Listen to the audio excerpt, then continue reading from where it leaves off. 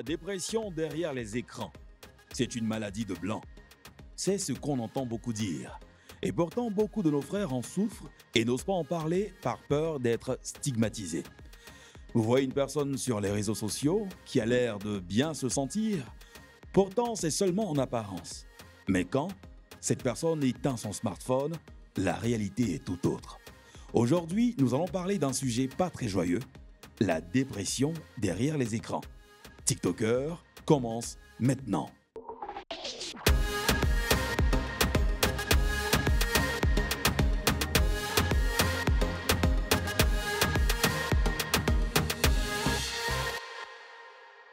La team ne bouge pas et reste la même. Tony Crew, Yeah. Dila, Tu connais la voix? Rudy Salut la voix. et enfin Demeure. Ou la voix.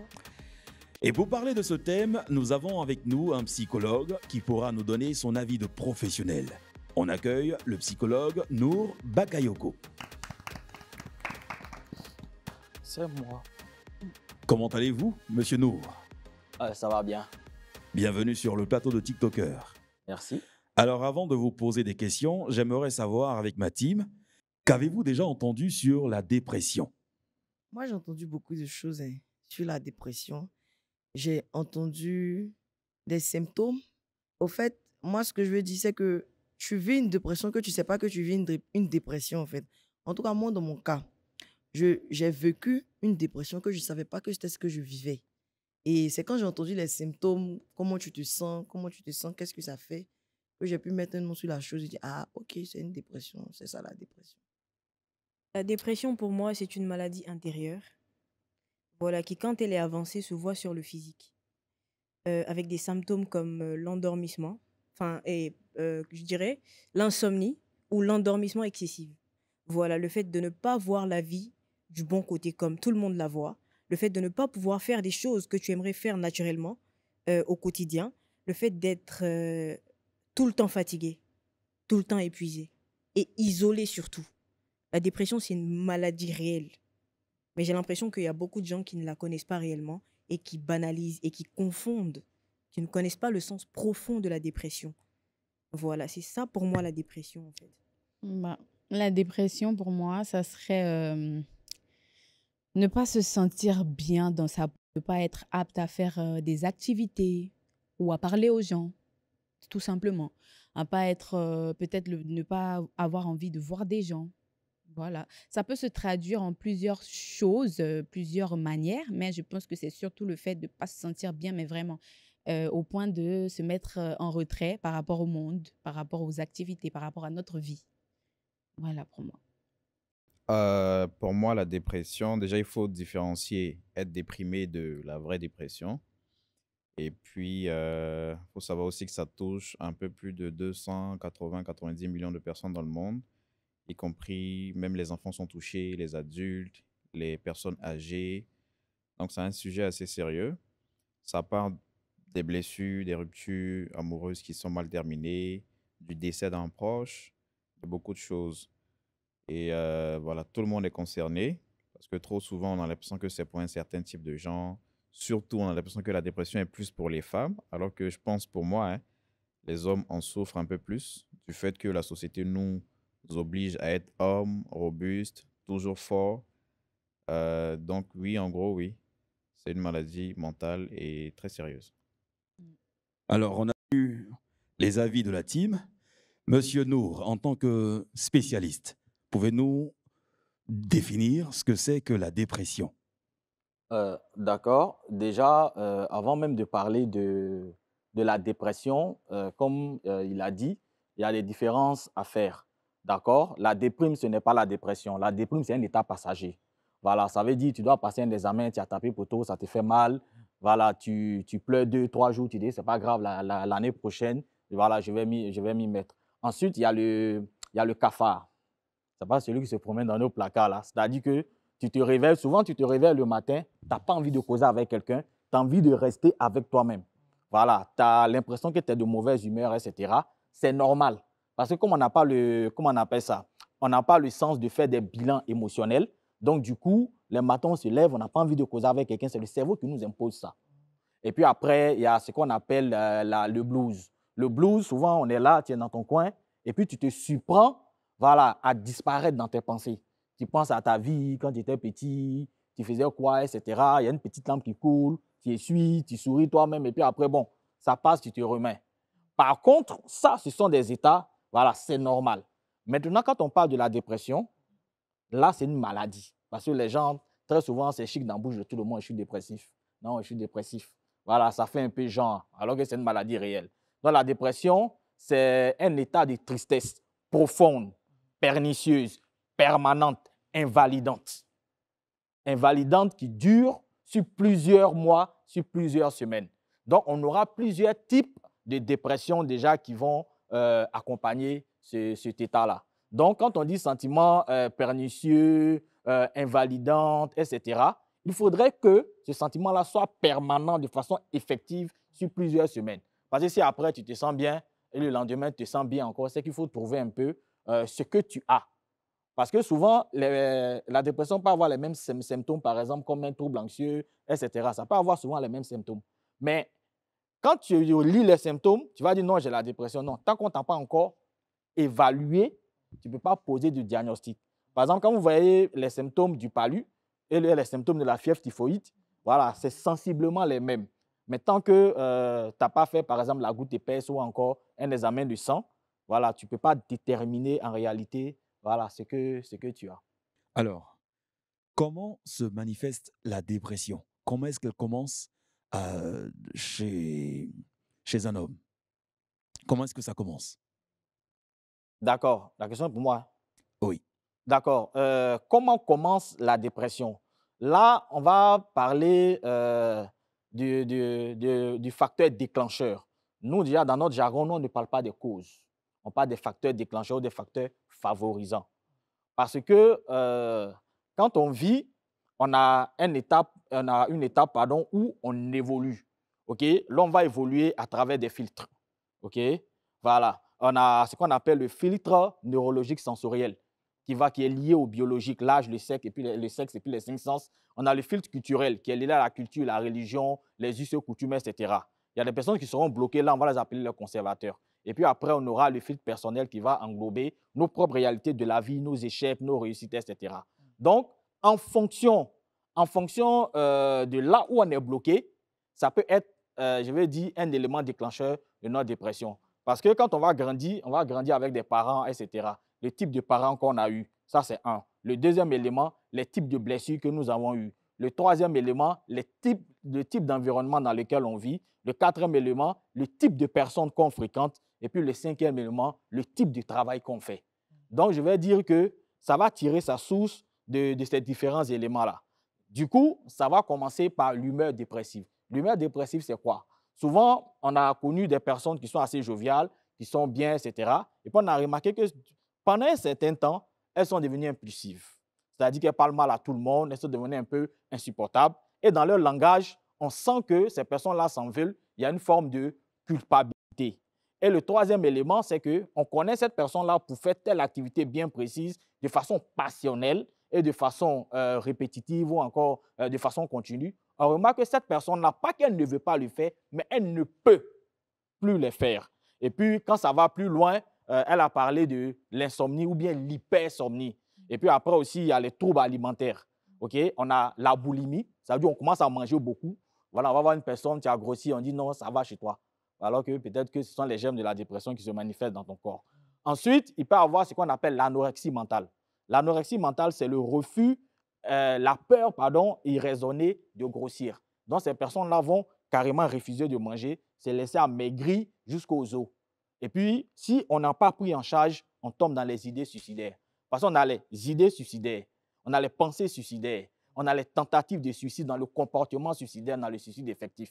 Donc déjà, on a ces éléments-là. Et puis, après, on aura un désintérêt total de tout ce qui est positif, etc. Voilà pourquoi c'est une maladie qui nécessite une prise en charge. Merci beaucoup, Monsieur Nour. Alors, la team, j'aimerais savoir, est-ce que vous avez déjà eu une dépression ou est-ce que vous connaissez quelqu'un qui a déjà été victime de dépression? Tony? Moi, je sais que À l'aube de mes 25 ans, enfin, quand j'atteignais ma 25e année, je me suis mis une pression de zinzin parce que je m'étais fixé des objectifs, ce qui est normal, hein. Je me suis dit, moi, avant 25 ans, il fallait que j'aie ci, il fallait que je fasse ça et tout, tu vois. Et quand je suis arrivé à mes 25 ans, bien vrai que oui, j'avais un travail, j'étais déjà en CDI, plus ou moins ça allait, tu vois, mais je n'étais pas au niveau où je voulais moi-même personnellement. Donc ça m'a mis une pression et j'ai commencé à ne plus m'intéresser à beaucoup de choses. Mon travail m'ennuyait de plus en plus. En fait, c'est après que j'ai fait beaucoup de recherches, je me suis rendu compte que je suis passé par une petite phase de dépression. Sinon, dans le temps, je me disais peut-être c'est un coup de moule, peut-être j'en fais trop. Je suis à un niveau où il y a des gens même qui, de mon âge, ne sont pas encore arrivés là, tu vois. Je me suis mis une vraie pression. Donc, ça fait que je me suis éloigné de beaucoup de choses. La relation même dans laquelle j'étais dans le temps a pris un coup parce que j'étais presque plus moi-même, tu vois. Donc, je sais que je suis passé par là, mais vu que c'est un sujet dont on en parle très peu, ou du moins on a l'impression que ça touche pratiquement pas les hommes, donc j'ai pas pu mettre un mot sur ça. Je me suis pas dit que j'étais dépressif. Pour moi, c'était juste, et ça a duré longtemps. Si je me réfère à ce qu'il a dit, parce que normalement, c'est pas sur une courte période, hein, j'ai fait presque 1 an dedans, donc certainement, oui, j'étais dépressif, ouais. Moi, je pense que moi aussi, je pense que je l'ai déjà vécu. Si je tiens compte de tout ce que le monsieur a dit, hein, donc je pense que après avoir écouté, je pense que oui, je l'ai déjà vécu. Auparavant, je me disais juste, ce sont des phases. Souvent, t'es pas bien, mais ça peut durer, comme il a dit, et ça a vraiment duré. Donc je me rends compte que c'était un genre de dépression. C'était quelque chose comme, je veux dire, je manquais d'amour quelque part. C'était quelque chose comme un manque d'amour parce que j'ai pas eu mes deux parents. Donc, je pense que c'était quelque chose comme un manque d'amour, quelque part, un manque d'affection, amour parental surtout, ou quand tu as besoin de quelque chose, tu peux facilement demander à ta maman, quand tu veux savoir quelque chose concernant le fait que tu sois une femme, justement, et que tu aies besoin de ta maman, ou que ton papa, il doit être là quand on dit que, voilà, il y a des réunions ou des sorties d'école, il faut que les parents ils soient là. J'ai jamais eu la possibilité. Donc, je pense que ça m'a vraiment mis dans un état de dépression au point où je me suis carrément perdue parce que je suis partie des réseaux.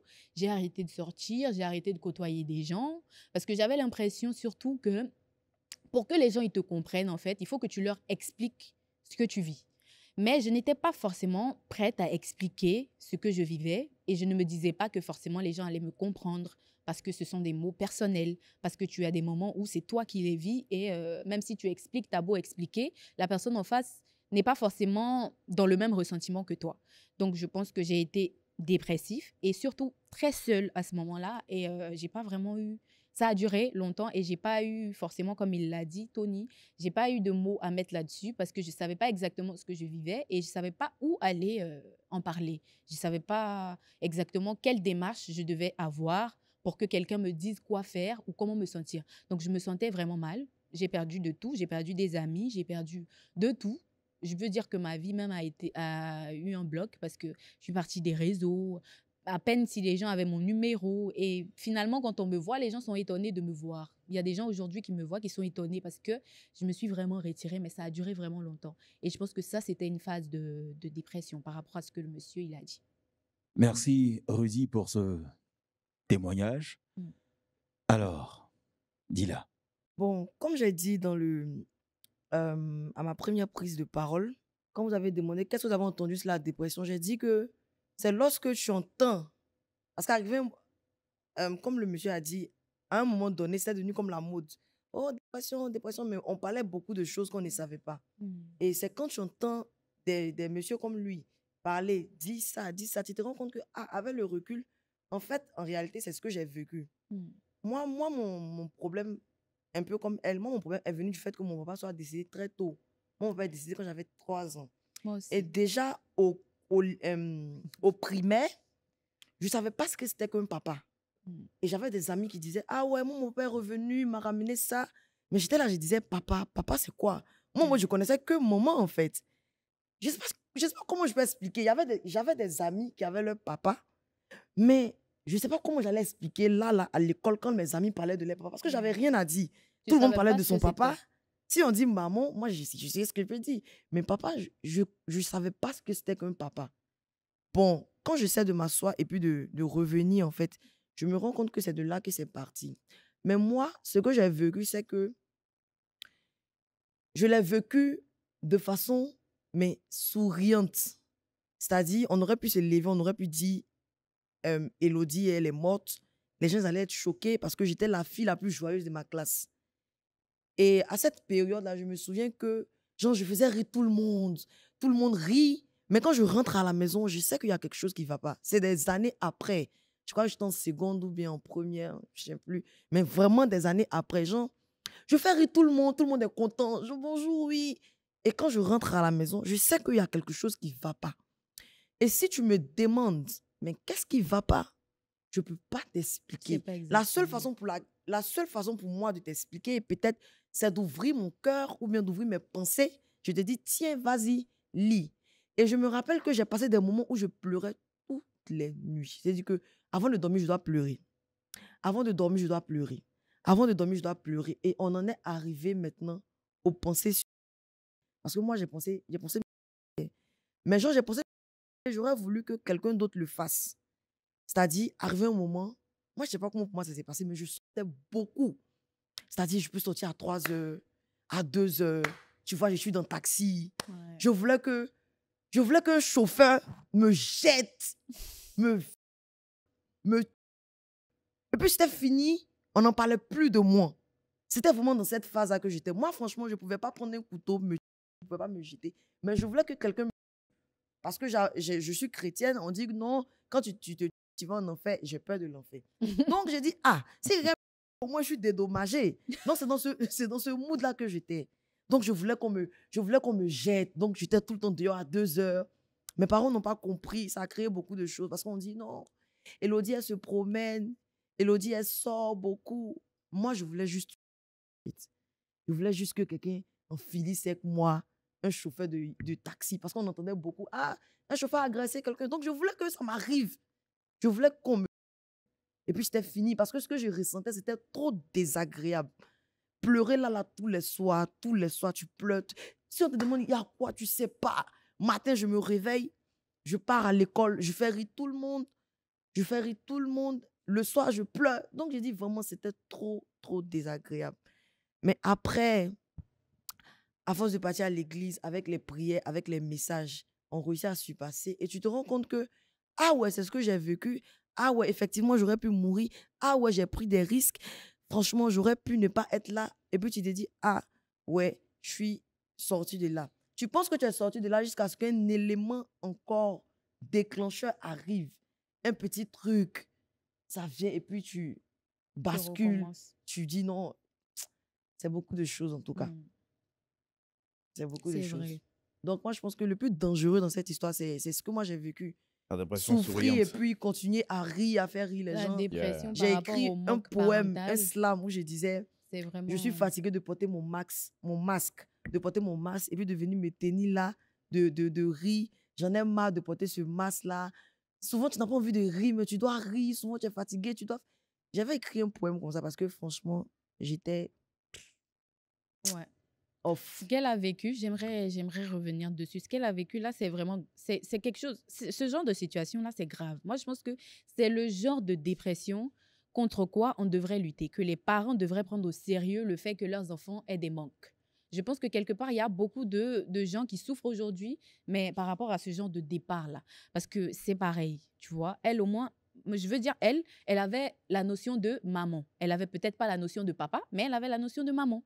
Mais il y en a comme nous autres qui n'ont ni la notion de maman, ni la notion de papa. Il faut que tu aies le mental pour te sortir de là, mais aussi pour que tu sois la même personne, la bonne personne de base que tu as toujours été. Donc, c'est très compliqué, les manques parentaux ou bien parentaux. Je ne sais pas comment on dit ça en français. C'est vraiment compliqué et je veux que, sincèrement, ce qu'elle a expliqué là, j'ai vécu des trucs similaires où il faut être quelqu'un ici, aujourd'hui, mais que tu es vraiment une autre personne quand les gens sont plus en face de toi. Tu vois, il y a un truc qui s'éteint parce que tu as besoin de la validation des gens, parce que tu te dis, seul, il y a quelque chose qui n'y est pas. Donc, il y a les gens autour, ça te fait du bien. Mais dès que les gens sont plus là, il y a quelque chose qui fait que, voilà, tu retombes dans ton malaise et ça va plus. C'est vraiment compliqué. Merci pour vos témoignages. Demeure, Oui, la voix. tu as une Ça me fait histoire à pleurer. nous expliquer? Alors là, j'entends différentes histoires et on va plutôt se pencher sur le côté parental, d'accord? La perte de quelqu'un de cher, voir une personne partir, la voir mourir. Et je pense que c'est deux filles, femmes qui parlent de ça. Si je suis autant renseignée sur la dépression, posez-vous des questions. Parce que c'est quelque chose de réel, ouais. C'est dur pour une fille de perdre son père. Vous savez ce que c'est que ne pas connaître un père, mais le connaître et le perdre, c'est dur. Vous voyez ce que je veux dire? C'est quelque chose de vraiment compliqué. Très, très dur. Très compliqué. Respire un peu. Respire un coup. Prends ton temps. Merci de t'ouvrir à nous. Et allez les filles, gardez le moral. Sachez que ce sont ces étapes difficiles qui ont fait de vous les femmes fortes que vous êtes aujourd'hui. Alors, Monsieur Nour, vous venez d'écouter les différents témoignages. Qu'est-ce que vous avez à leur dire? Euh, D'abord, déjà, j'ai écouté les différentes histoires. Ce sont des choses qui ne sont pas assez faciles. Et encore, en parler comme ça à une émission de télé, devant des caméras, ça veut dire que ce sont des millions de personnes qui nous suivent. C'est pas forcément facile. Mais ce que moi, j'aimerais déjà dire à tout le monde sur le plateau ici, c'est que ce que vous avez vécu, si, par exemple, vous n'avez pas vu un professionnel pour faire l'évaluation profonde, il serait intéressant de le faire. Parce que quand ça nous arrive, il y a ce qu'on appelle les mécanismes de défense. Il y a les mécanismes de défense naturels qui vont se présenter et puis on aura l'impression que ça va. Voilà, pendant peut-être 5 ans, pendant 6 ans, mais ça sera un état latent. C'est-à-dire que c'est là, et puis quand il y a un autre coup dur, c'est comme tout s'accumule et puis ça remonte à la surface. Comprenez, c'est comme on a un petit mal de tête, on dit, bon, il va prendre un médicament alors que c'est un palu. On traîne et le jour où ça nous prend, on a l'impression que là, ça devient déjà un peu plus compliqué. Ça, c'est une première orientation déjà que je donne. Il faut vraiment une évaluation par un professionnel pour définir à quel niveau voilà, nous en sommes. Peut-être que ça avait été une autre pathologie sous-jacente, mais qui n'était peut-être pas la dépression. Ou bien même, c'est que c'était, par exemple, quand je prends par exemple son cas, ça ressemble à ce que nous on appelle chez nous l'ANS. Bon, ce n'est pas une compagnie de cas. Ça veut dire automutilation non suicidaire. Ça veut dire quoi? Quand elle dit « je sors, je veux que quelqu'un me dise, etc. », c'est que ça veut dire son corps, là, elle n'en a plus besoin. Voilà, sa vie, tout ça, en fait, elle n'en a plus besoin. C'est une forme d'automutilation. Mais sauf qu'elle n'a pas le courage de prendre une lame ou bien un couteau pour commencer à s'automutiler. Par contre, il y a d'autres personnes qui prennent une lame, un couteau pour commencer à s'automutiler parce que la charge mentale, la lourdeur mentale là, fait qu'elles ne peuvent plus supporter beaucoup de choses. Donc, elles préfèrent prendre, je vais dire, un couteau ou bien une lame pour supporter la douleur physique plutôt que la charge mentale. Et c'est en ce moment-là qu'il va se trouver des personnes pour dire « non, ça va aller, il faut supporter ». On ne dit pas c'est un dépressif. Quand on dit ça, c'est tourner le couteau dans la plaie. Non, il faut supporter, mais toi aussi, tu es trop moyen, ou bien tu es comme ça. En réalité, vous êtes en train de précipiter la personne vers le gouffre. Donc, ça veut dire l'état qu'elle a pris, soit c'est l'ANS ou encore, ça ressemble aussi à ce qu'on appelle chez nous le trouble de la personnalité borderline. Ça veut dire le trouble de la personnalité limite. Donc, ça veut dire qu'on est dans ce trouble de la personnalité limite, on a une hypersensibilité très exacerbée et puis on a ce repli sur soi. Mais par rapport aux caractéristiques qu'elle a données à la base, on va parler d'une variante, qu'on appelle ça des dérivés de la dépression, qu'on pourrait appeler la dépression souriante. Ça veut dire qu'on sourit à tout le monde. On aimerait que quelqu'un nous dise aussi comment tu vas prendre soin de nous. Mais on n'a pas ce retour-là. Mais on se force toujours à le faire parce que l'attente est permanente. Et comme l'attente des autres n'est pas nos attentes, donc on va donner ce que nous on attend, mais eux, ils ne vont pas nous donner, pardon, la dépression souriante. Mais ça, c'est ce qu'on vit tous les jours, tout le monde. Ah d'accord, je vais rentrer dans les détails. Donc, on va toujours vouloir être là pour les autres, etc. Mais en réalité, les gens vont voir que, les gens dans l'apparence vont dire que, mais elle est trop forte, elle ne peut pas vivre ça, ok? Elle est trop comme ça. Donc, autorisez-vous à avoir vos émotions propres. C'est-à-dire quand on s'autorise ça, très souvent, on rejette nos émotions. Non, l'esprit guérit. Le mental, il guérit quand il comprend et non quand il oublie. Et non quand il oublie, mais c'est quand il comprend qu'il commence son processus déjà de guérison à la base. Parce que de ne pas connaître, par exemple, nos parents à la naissance, nous expose déjà voilà, aux problèmes de santé mentale. Nous expose parce qu'on va vivre le rejet, on va vivre l'abandon, on va vivre l'humiliation. Et donc, tous ces éléments-là vont réagir sur notre fonctionnement d'aujourd'hui. Par exemple, elle, vous voyez que ça lui fait un peu plus de difficultés parce que le sentiment de rejet ou encore le sentiment d'abandon, ça dépend de comment elle a vécu avec son père. C'est que quand elle perd son père, ça devient un sentiment d'abandon, un sentiment de rejet. Par contre, pour les autres, ça peut être par exemple l'abandon tout simplement, mais le rejet tout simplement. Pourquoi? Parce que l'élément qui cause le rejet là n'est pas là. Donc, on développe des mécanismes d'adaptation. On essaie de s'adapter, on essaie de s'équilibrer. Il y a des événements qui vont nous rappeler ça, etc. Par contre, quand l'élément qui cause l'abandon est là, on l'a côtoyé, on l'a vécu, il y a eu une relation assez fusionnelle. Quand cette personne n'en est plus là, c'est comme cette personne est partie avec une part de nous. Donc, c'est cette part de nous-là qui va créer un vide à l'intérieur. Et ce vide à l'intérieur-là aura besoin d'être comblé. Donc, on va le combler peut-être avec certaines activités, avec certaines choses, etc. Mais comme on n'a pas pris, par exemple, le temps pour pouvoir faire un travail sur nous-mêmes, pour pouvoir repartir dans ce vide-là, pour pouvoir l'équilibrer, on a l'impression qu'on fait tout, mais ça ne marche pas. L'impression qu'on fait tout, ça ne marche pas. Donc, il va y avoir déjà toutes ces variantes qui vont rentrer en ligne de compte. Voilà pourquoi j'insiste sur le fait qu'il est important de se faire diagnostiquer dépressif. Parce que quand on s'auto-proclame dépressif, quand c'est latent, quand ça revient, ça peut nous fatiguer. Mais quand on est diagnostiqué, on peut si c'est modéré, si c'est majeur ou encore si c'est un TDM, etc., on essaie de voir à quel niveau c'est et l'accompagnement suit naturellement.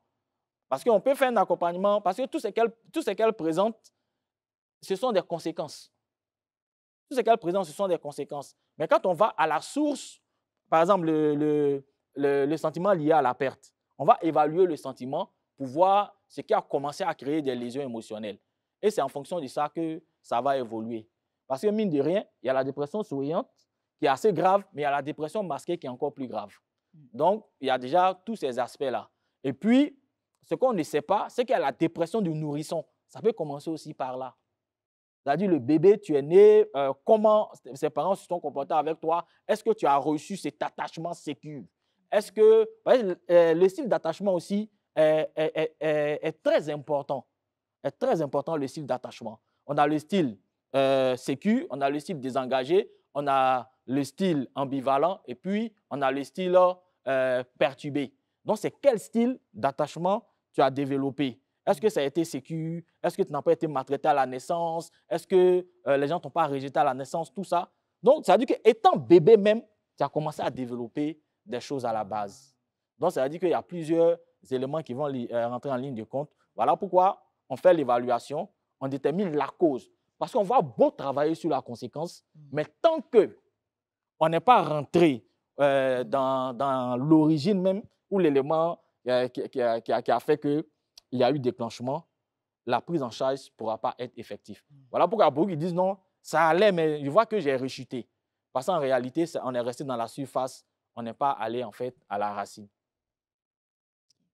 Ok, bien dit. Alors, est-ce qu'aujourd'hui, les réseaux sociaux peuvent être cause de dépression? Monsieur Nour. Oui, les réseaux sociaux peuvent être cause de dépression. Parce que quand nous, on parle de réseaux sociaux, il y a toutes ces petites pathologies qui sont autour. Aujourd'hui, par exemple, on parle d'une pathologie qu'on appelle le selfitiste. Ça veut dire l'addiction irraisonnée au selfie. C'est une forme de pathologie. Vous comprenez? Voilà, ça va donner des germes, je vais dire, au niveau dépressif. Ça va donner des germes, le selfitis. Et puis, le deuxième élément, par rapport aux réseaux sociaux, c'est-à-dire qu'aujourd'hui, quand on parle de réseaux, on parle de téléphone. Okay? On va développer souvent la nomophobie. La nomophobie, c'est la peur irraisonnée de se séparer de son téléphone. Ça va créer en nous ce qu'on appelle le syndrome de la sonnerie fantôme. C'est-à-dire qu'on est assis là, on a l'impression que notre téléphone sonne. Quand il y a un bruit, voilà. Donc, ça nous rend un peu, comment on le dit, un peu trop brusque. Ça crée nos réactions brusques, etc. Alors que ça, on peut somatiser, ça peut créer un problème sur un des organes à l'intérieur. Parce que vous savez que le stress agit sur le foie. Donc, il y a ça que ça va créer. Et puis, ça va créer la variante de la dépression qu'on appelle la dépression du personnage public. Voilà pourquoi, très souvent, il y a des personnes, bon, ça c'est plus en termes d'artistes, hein, il y a des personnages publics dont on fait la prise en charge justement parce que le monde des réseaux sociaux, les mauvais commentaires, les injures, quelqu'un ne t'a jamais vu, ne te connaît pas. Voilà, il va venir te déposer 2, 3 commentaires pour t'insulter. Ça veut dire que tu es perturbé parce que ça va agir en réalité sur ta personnalité. Même si tu dis, de toute façon, moi, ça ne me dit rien. Moi, j'ai déjà, par exemple, 1000 likes, etc. C'est vrai, ça ne te dit rien, mais ça crée une lésion émotionnelle. Moi, je dis, ce n'est pas à tout on répond. Parce que plus on répond, plus ça crée. Plus on répond, plus ça crée. C'est vrai, on va dire non, c'est le game, c'est le game, c'est le game. Mais quand le game devient pathologique, pour moi, il faudrait que je puisse sortir du game pour rester en fait dans mon équilibre. Donc, je me récupère pour pouvoir mieux rebondir en fait. Merci bien, Monsieur Nour. Alors, la team, j'ai une question pour vous.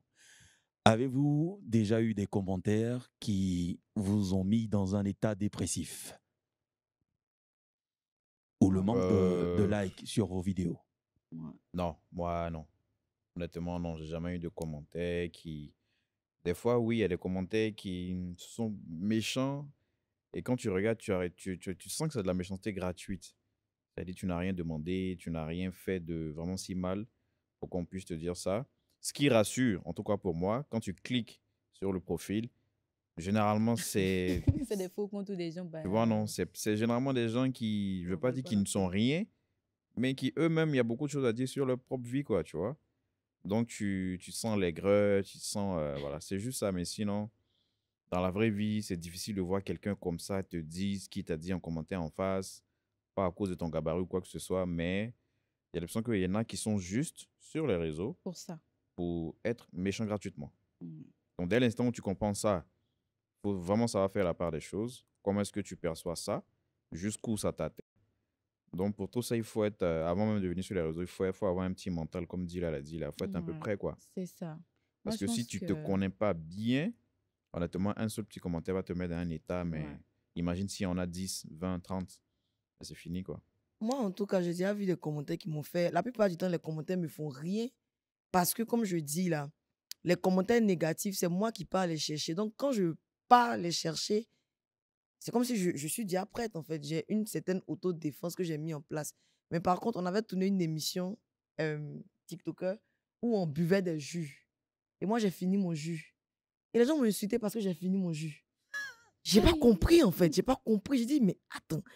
Mais une vague d'un jus parce que j'ai fini mon verre. Sur la table, tout le monde avait son verre. Et c'est le mien qui... Non, elle a fini son jus. Oh, c'est quoi ça? Des choses même que j'ai dit, mais... J'étais, mais...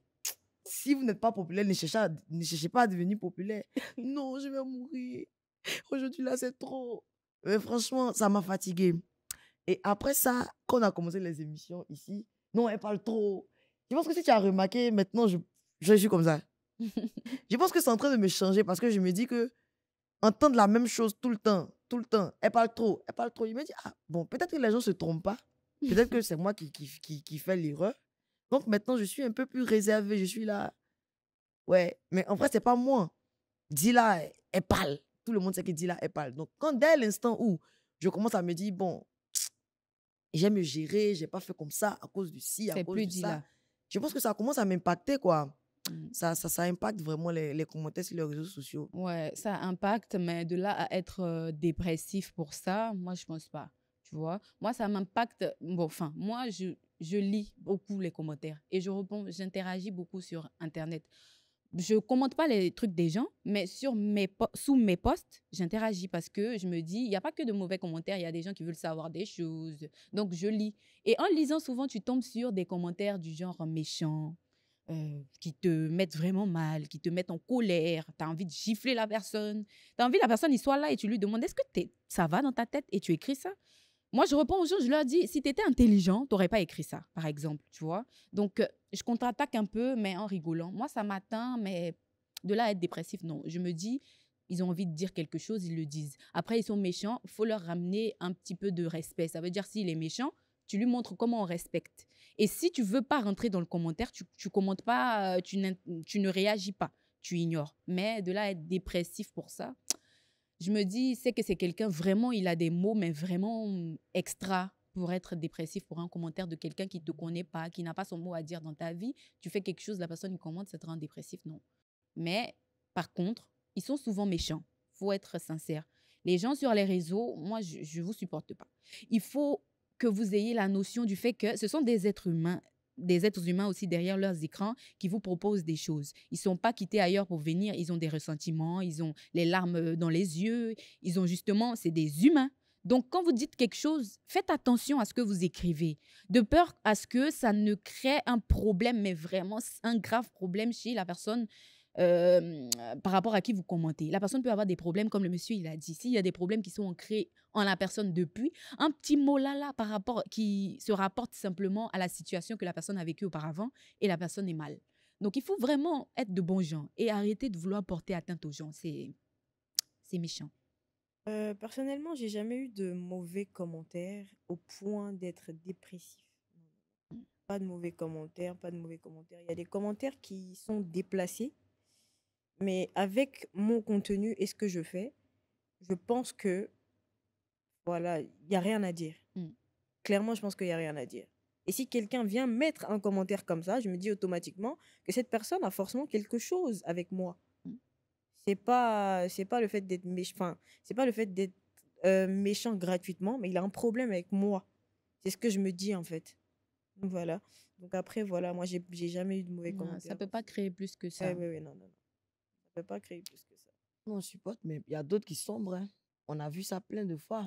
Parce que les gens sont méchants aussi sur Oui, parce Internet. qu'il faut dire que derrière un écran, la maturité de certaines personnes chute considérablement. Ah. Donc, ça participe aussi souvent aux besoins d'existence de certaines personnes.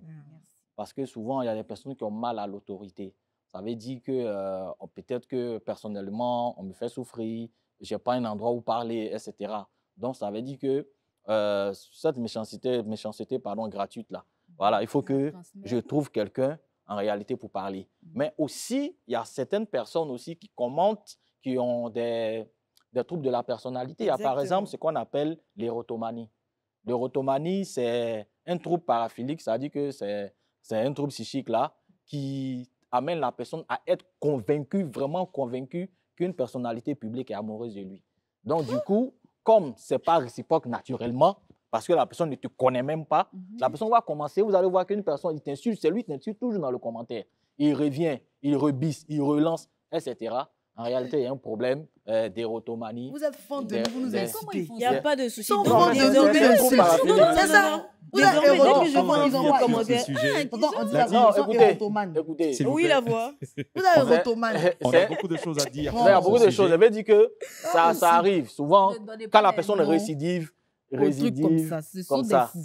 Ouais, voilà, c'est l'érotomanie. Docteur, Ils ont fan Et de puis nous. après docteur, aussi, donne nom à tout. à la côté, non mais il faut donner des noms pour que les personnes sachent Dès que de je quoi elles vois un souffrent. faux commentaire, je dis, mais toi, Que tu toi, l'as tu pas souffres de vu. l'érotomanie, toi. Non, mais attends. Merde. Mais Merci de nous avoir suivis, il est chers pas- parce qu'en fait, téléspectateurs. dans les Alors, pires des cas, Monsieur l'érotomane. Nour, on va vous laisser le soin de conclure cette émission avec un Ouais. conseil pour tous ceux qui souffrent Ah, de mais c'est sharp, hein, c'est dépression. vite fini. Ouais, c'est vite fini, ouais. All right. Ce que je dis déjà, c'est que il ne faut pas forcément regarder le contenu d'une personne pour lui définir une personnalité. Souvent, il y a des personnes qui veulent vraiment bien faire.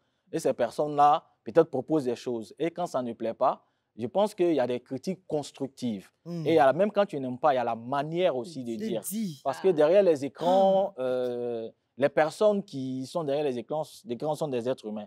Mais ces personnes-là aussi doivent aussi penser à certains éléments. OK? Ma cible, mon moment de publication, mes périodes, etc. Parce que souvent, si les gens commentent mal ou si les gens réagissent d'une certaine manière, souvent ils ne comprennent pas en fait, voilà, soit la ligne éditoriale ou encore le type de contenu, etc. Voilà, mais ce n'est pas un justificatif pour qu'il y ait déjà des mauvais commentaires derrière. Mais aussi pour les personnes qui sont derrière les écrans, comme je l'ai dit, d'ailleurs, ce n'est pas à tout on répond. Et puis deux, quand on est un personnage public, on essaie de ranger sa vie autour de soi, pour ne pas que ça vienne déjà nous impacter. Voilà, ça veut dire qu'on aura, par exemple, en griffe, un pain thérapeutique. Ensuite, on aura aussi des amis thérapeutiques, des personnes qui nous soutiennent, qui nous disent la vérité, qui nous amènent à avancer. Le troisième élément, c'est que ce n'est pas à tout on répond. Ce n'est pas à tout on répond. Je suis convaincu d'une chose. Aucune arme dans ce monde ne peut briser la force de l'indifférence. Ce n'est pas à tout on répond. Et puis, il faut appliquer la méthode du silence. Parce que le silence même là insulte l'insolence. Donc du coup, les gens vont réagir. Mais chaque fois, quand tu ne réponds pas et que tu fais un contenu où il y a beaucoup plus de likes, lui, il souffre. Tu n'as pas besoin de répondre pour qu'il souffre. Chaque fois, quand il y a des grands mauvais commentaires et que tu sais que ce que tu fais est bien, alors mais tu t'y donnes à fond. Donc, il y a des gens qui vont se comparer à toi. C'est eux qui sont en compétition avec toi. Toi, tu n'es pas en compétition avec quelqu'un. Tu es en compétition avec toi-même. Parce que chaque jour, tu produis quelque chose de meilleur, okay? Quelque chose de mieux. Et puis, bon, le dernier élément que j'aimerais déjà vous dire, c'est que faites de votre mieux. Ce que vous pouvez faire là, voilà, faites ça. Et c'est vraiment ça qui va prouver que vraiment, on est sur les réseaux sociaux, on est des êtres humains. On peut avoir des problèmes, on peut avoir des soucis, mais bon, il ne faudrait pas que ces soucis-là nous amènent vraiment à sombrer. Et je dis que quand on atteint un pic et qu'on voit qu'on n'a plus de visibilité, c'est intéressant de voir un professionnel pour se faire évaluer. Merci beaucoup, Monsieur Nour Bakayoko, psychologue. Merci pour votre temps et merci à la team. À la prochaine. Merci. Bye bye.